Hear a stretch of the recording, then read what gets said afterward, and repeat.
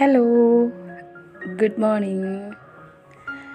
അപ്പോൾ ദേ രാവിലെ അമ്മ വിളക്കൊക്കെ കത്തിച്ചിട്ടുണ്ട്. അപ്പോൾ രാവിലെ ചെറിയൊരു മഴയൊക്കെ പെയ്തു, ഇടിയൊക്കെ കുടുങ്ങി. അപ്പോൾ രാവിലെ ഇത് നല്ല നനഞ്ഞ അന്തരീക്ഷം കേട്ടോ.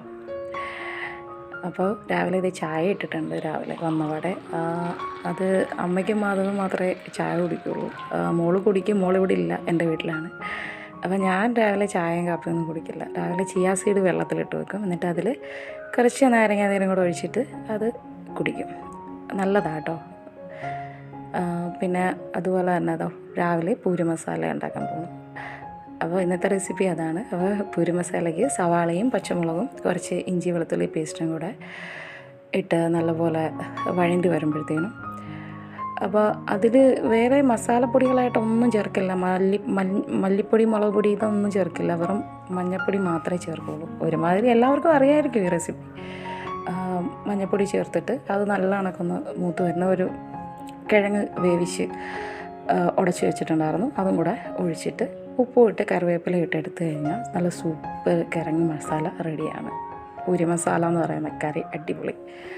അപ്പോൾ അത് അതിൻ്റെ കൂടെ നല്ല പൂരിക്ക് ഞാൻ ചെറിയൊരു ടിപ്പ് ചെയ്യും. മാവ് കഴിക്കുമ്പോൾ ഒരിത്തിരി പഞ്ചസാര ചേർത്ത് കഴിഞ്ഞാൽ പൂരി നല്ല പൊന്തിച്ച് വരികയും ചെയ്യും.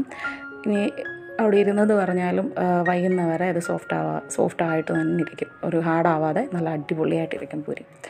അപ്പോൾ ദേ ആ പൂരിയും എല്ലാം എടുത്തിട്ടുണ്ട്. അപ്പോൾ അതേ 2 പൂരി എടുത്ത്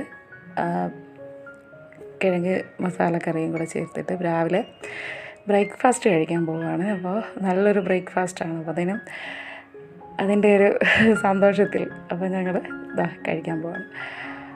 അപ്പോൾ അതെ ഞാൻ കഴിക്കുകയാണ്. അപ്പോൾ നല്ല ടേസ്റ്റ് ഉണ്ടായിരുന്നു. അപ്പോൾ സിമ്പിൾ റെസിപ്പിയാണ്, നിങ്ങളും ട്രൈ ചെയ്തോ കേട്ടോ. Thank you.